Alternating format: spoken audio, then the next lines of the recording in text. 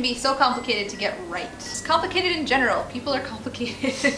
Understanding love languages can help to simplify interactions in relationships, particularly in family relationships, between us and our kids. So the 5 love languages are gifts, acts of service, quality time, physical touch, and words of affirmation. What the 5 love languages talk about is basically that you receive love best in a certain way. Usually you have 2 love languages that are the highest. I would say after doing life together for almost 11 years, we have a pretty good idea of what each other likes and doesn't like. I hope so. I kind of thought that David's love languages would probably be words of affirmation and quality time. The quality time came out to be the case, but his other one was gifts, which I don't feel like I have any evidence that that would be the case for you. One of the ways that you're supposed to be able to kind of get an idea of people's love languages is by observing how they express love. A lot of questions are like, okay, would you rather have X gift or have somebody tell you that you're a swell guy? Well, of course you'd rather have stuff than have somebody talk to you, in my opinion, I would think. Maybe part of the problem is the options that it was giving you that someone would tell you.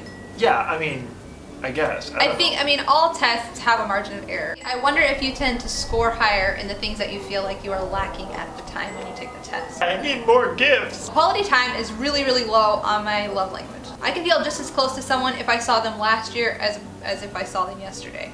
I don't need to be close to someone or spend a lot of time with them in order to feel like I'm friends or close or we have a good relationship or whatever. However, if my situation was that I never ever saw David, my thinking is that perhaps I would score higher in quality time because I would have a lack in the quality time. I'm not sure if that's the case, but I do wonder if that can tip the scale a little bit. Mine are physical touch and acts of service. So David fills my love tank, so to speak, with things like rubbing my feet and my back and giving me slaps on the butt and that kind of stuff.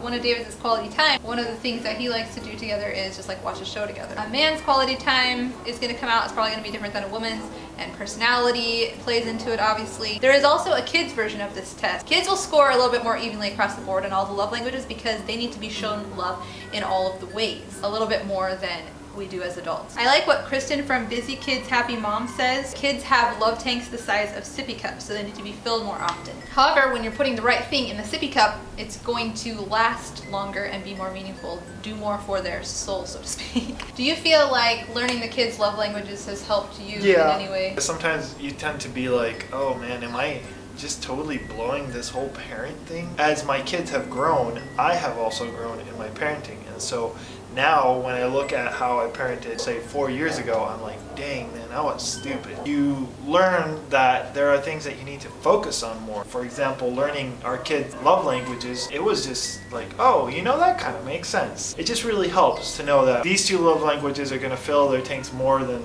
these. That's one thing that can be really frustrating in relationships. You feel like you're giving love to someone, but they're just not getting it, or they're not feeling loved by you, and it's often because you're loving in your love language, which is not necessarily the language that they receive love in. You can really be just like totally passing each other, having good intentions, but just not hitting the mark. The other thing that can be really helpful in learning each other's love languages is understanding where some of the conflict comes. When you're not speaking the same language, trying to communicate love, it can be a lot easier to get offended because one person thinks that they're loving the other person isn't feeling that, and so then they're getting hurt and annoyed. Say for example that David's love language was words of affirmation, and so the things that I say to him are going to be a lot more hurtful than they are to someone whose love language is just quality time. Or if he's not that affectionate towards me, then that's more hurtful than to someone whose love language is gifts. The biggest problems I could see are like when somebody's love language is physical touch and the other person's is words of affirmation, and they're like, well, I'm telling you that I love you, and they're like, well, you're not touching me. Well, those are the things that go on under the surface that a lot of times we don't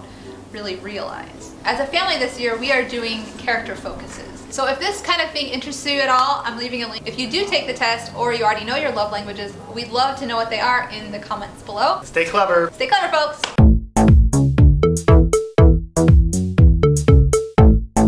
For us, I think